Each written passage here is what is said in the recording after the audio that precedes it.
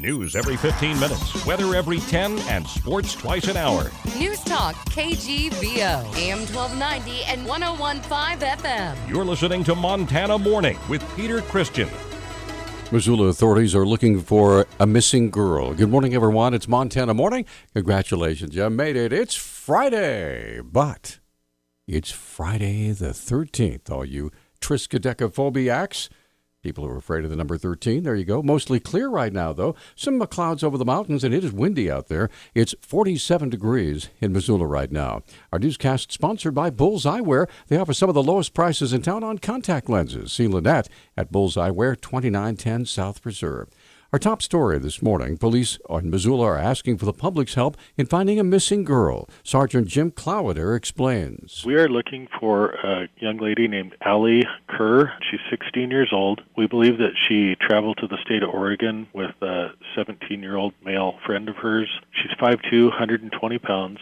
She has naturally brown hair, but it may have recently been dyed blonde. Green eyes.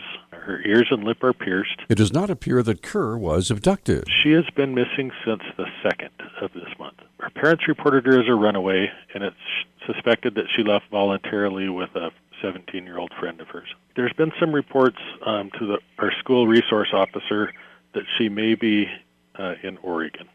Anyone with information about the young girl's location are asked to contact Officer Jim Johnson. He's a school resource officer. The number 552-6300. Representatives of the oil and gas industry say they're suing the Obama administration over drilling restrictions meant to protect a struggling bird that ranges across 11 western states. Yesterday's announcement comes from the Western Energy Alliance and North Dakota Petroleum Council. They said local and state efforts to prop up populations of greater sage grouse have been effective and changes to federal land use policies are not needed. The move marks the oil industry's first attempt to undo federal policies that already have drawn widespread opposition. Environmentalists say there are too many loopholes in new rules on oil and gas drilling, grazing, and other activities blamed for the bird's long-term decline. Mining companies and officials, ranchers and officials in Utah, Idaho, Montana, and Nevada have argued the rules impede economic development.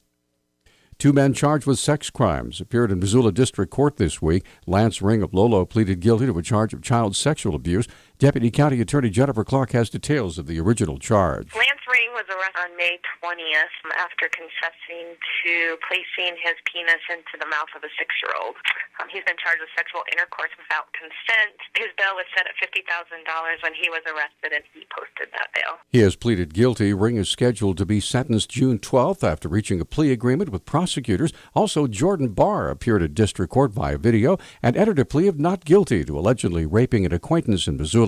County Attorney Kirsten Pabst described how Barr was arrested and brought back to Missoula after the incident occurred. It's interesting how he got caught. He had asked his boss in Minnesota where he worked. He was on campus there and asked for some time off and wouldn't explain to her why he wanted this extended time off and kind of raised some red flags for her. She went and Googled him and found out that he had the warrant for him and turned him in. Barr's next court appearance will be May 31st. Authorities say a motorcyclist was killed in a crash with a truck near Bozeman. The Bozeman Daily Chronicle reports the motorcyclist, whose name has not yet been released, collided with the truck on U.S. Highway 191 in Gallatin Canyon shortly after noon yesterday. The Highway Patrol is still investigating.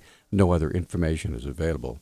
May is National Historic Preservation Month, and the folks at Preserve Historic Missoula are doing their best to try to get the public to rally behind the Saving the Missoula Mercantile building. To that end, a new documentary will be playing at the Roxy Theater on Sunday. Nikki Manning from Preserve Historic Missoula explains. It's in production right now, being finished, hopefully by tonight. It's basically just kind of following this whole campaign that's been going on for Save the Merc. There's some interviews in it and some history of the Merc. It's kind of just a beginning. It basically ends as a to-be-continued type of thing, since we don't really know what's going to happen with it right now. The documentary, called Bricks and Backbones, Saving the Missoula Mercantile, will air at 5:30 Sunday. The event is free and open to the public. Manning says they hope to reach an agreement to save the Merc. We're continuing to try to work together with everybody to find a viable alternative. I mean, even Octagon Partners, who own the building now, we'd love to be able to work with them and find a happy medium. And we all want to actually see something happen there. We'd just like to see it happen without completely destroying the iconic building that we have there right now. Time is running out. The city's expected to make a decision on what to do with the Merc before a deadline of June the 7th.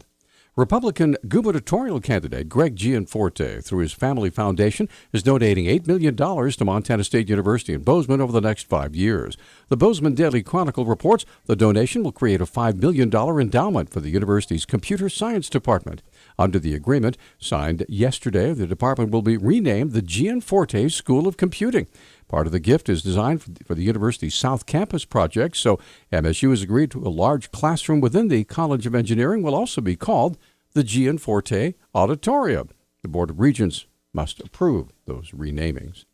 The Montana Fish Wildlife Commission met in Helena yesterday to hammer out details on a number of issues dealing with both fishing and hunting. Public Education Coordinator Vivica Krauser has details. Well, on the fishery side of things, it's more related to access here in Region 2. So there are several proposals up to acquire a couple new access sites in the Upper Clark Fork River, and that's all tied to NRD funding that we've received for both enhancing access sites and acquiring new ones. On the hunting side, Krauser said the commission's working hard on both the upcoming wolf hunting and trapping season and a possible grizzly bear season in the Yellowstone area. Really what we've been asked to do, along with Idaho and Wyoming, is just bring forward a proposal of what a hunting season would look like in the case that we ended up with a delisted population that is under state management. Krauser said final results from the day-long meeting will be released later on today. The Missoula Osprey Junior A hockey team could be no more. Details are sketchy right now, but apparently Mahler's owner Michael Burks was not willing to pay increased leasing fees at the Glacier Ice Rink, according to a letter from his law firm in Helena, Luxon, and Murfitt.